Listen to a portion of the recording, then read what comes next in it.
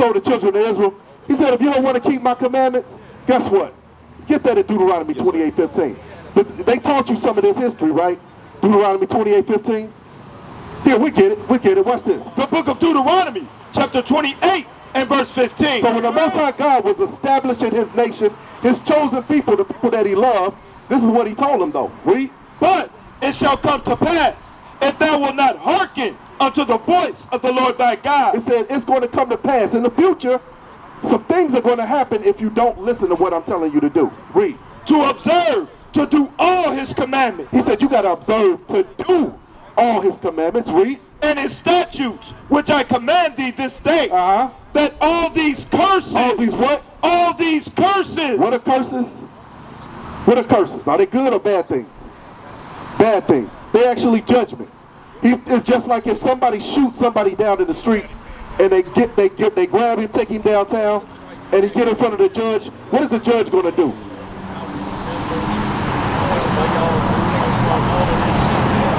Take him to jail. And what is that called? No, what is it called when you send somebody to jail? The judge, it's a judgment. It's a judgment. So God said, hey, look, I'm giving you these commandments. If you don't keep them, I'm going to judge you. I'm going to put these curses on you. Now, curses are long, they go from generation to generation to generation. You can't escape them. Read. Watch this. All these curses shall come upon thee and overtake thee. Read. Cursed shall thou be in the city. So it says one of the first curses he says is going to happen to the blacks, Hispanics, and Native Americans are they going to be cursed in the city. No matter what city they go in the United States or in the world, they're going to be cursed. So those judgments are going to be, we're going to read some of the judgments that's going to be on them in the city. All right? Go to verse 32. Watch this. Verse 32. Thy sons and thy daughters shall be given unto another people. We can see that all day long. They taught me this in school. They said, hey, look, we sold y'all kids. So I'm sorry. Hey, sorry don't cut it. Sorry don't cut. You done sold people's kids and slaved them out for hundreds of years. No, sorry just don't cut some things. You know what I mean? Read. And thine eyes shall look and fail with longing for them all the day long. Read. And there shall be no might in thine hand. Did we have any might to get our kids when they brought us over on them boats? Did we have any might to stop them from doing anything? No military might, no economic might, no political might. We didn't have anything. So read. Verse 43. The stranger that is within thee. So the stranger, he's talking about those of another nation. Read. Shall get up above thee very high. So he says, the stranger that's in your community when you go into slavery is going to do what? Get up above thee very high. So the people from another nation that's living in your neighborhood are going to get up above you very high. That's why you see this Connie's Beauty Supply over here. Who owns that? What group of people do she belong to? Hey sisters, come on over. Come over, talk to us. Come over. No, it's the Chinese. Yeah, she's Chinese. She's the stranger, the Moabites in the Bible. Read. And thou shalt come down very low. So even in our own neighborhoods, where we're supposed to be prospering, it's our neighborhood. He said you're going to come down very low. Meaning you're going to be at the bottom even in your own community. Read. He shall lend to thee, and thou shalt not lend to him.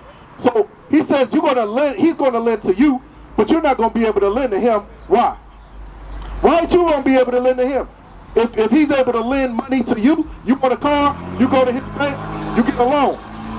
You got to do that for him. Why don't he come to you or people that look like you or me? Because God said it was going to happen just like that. This are the curses. That's how we know that we're Israel. That's right. Because even today they fit us. Go to verse 45. Watch this. Verse 45. Moreover, all these curses shall come upon thee and shall pursue thee. It says all of these curses are going to come upon you. Those children of Israel, the blacks, Hispanics, and Native Americans. Read. And overtake thee. And overtake us. We're not going to be able to escape them. Go to verse 46. Now watch this. Verse 46. And they shall be upon thee for a So sign, the curses are going to be upon the children of Israel for a sign, read, and for a wonder. and for a wonder. So how do you identify a sign? Like if you wanted some chicken, point out a chicken where you can find some chicken at. How do you know that that's chicken right there? It says Popeyes. Yeah, because it's Popeyes. You know it's chicken there. The sign tell you that it's Popeyes chicken. And point out another chicken joint. Look around. Where is it at? He all the way down there. You can tell that it's chicken down there, right? That's a sign. It's the same thing with the black, Hispanic, and Native American man. You can look all the way down there, and you can see people slumped over or laying on the side of the road that look like you and me. Curses are upon them in their own community. He says you're going to be able to identify the chosen people because the curse is going to be all over them. It's going to pursue them wherever they go. Read on. And they shall be upon thee for a sign and for a wonder. And you're going to wonder, damn, why can't we seem to get right? Everything we do, it just seems to go wrong.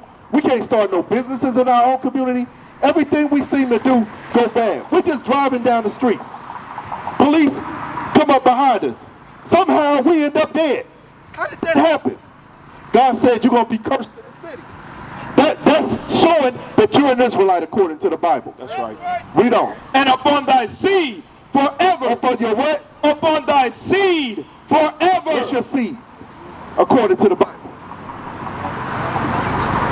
No, what's your seed? What would be your seed? Your child, your children, because they come from you. Your children, the curse is going to be upon your children as well. That's why you see generational. It's called generational curses. You'll see one guy go into jail, and then his son will go to jail, and then his son will go to jail, then the grandson will go to jail. And they all following the same pattern because they're not keeping the commandments. As long as we're not keeping the commandments, those curses are going to be upon us and our children. That's what the Bible says. That's how we know we're Israel. Go to Exodus 20. Now I'm going to show you some more laws. Because you got to keep the laws. That's the only way to get the curses off.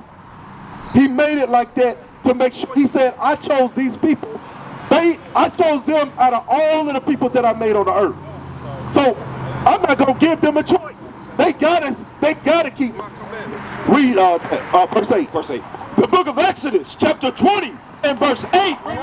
Remember the Sabbath day. No, it said forget the Sabbath day. Remember the Sabbath day. No, we keep the Sunday now. Read that right. Remember the Sabbath day. So every other commandment says, thou shalt not do this. Thou shalt not do this. Thou shalt do this. This is the only commandment in these 10 commandments that says, remember the Sabbath day. Why? Because he knew we was going to forget it. He knew we was going to be rebellious. We wasn't going to keep his commandments. And he was going to send us into a land, and we was going to forget everything about ourselves. So he said, you know what? You're going to have to remember the Sabbath day, because they're going to give us Sunday.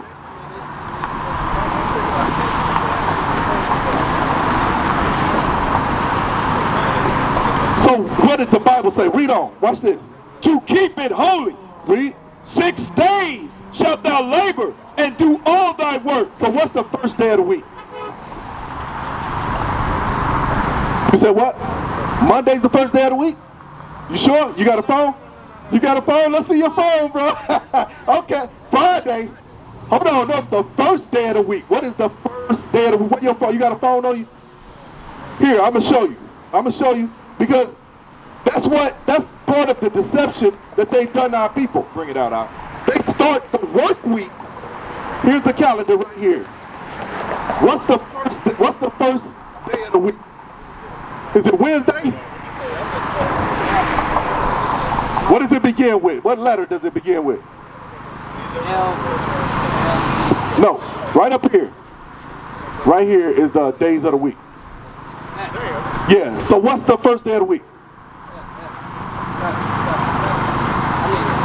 Sunday. Okay. Sunday. Okay. So Sunday is the first day of the week. That's what they gave us. Read that part again. 6 days shalt thou labor and do all thy work. So from Sunday all the way to Friday at sundown, you have to do all your work. All the things you need to do, you can get that done during that 6 days. Read. But the 7th day. But the who? The 7th day. So the 7th day is what day? If Sunday is the first day, what's the last day of the week?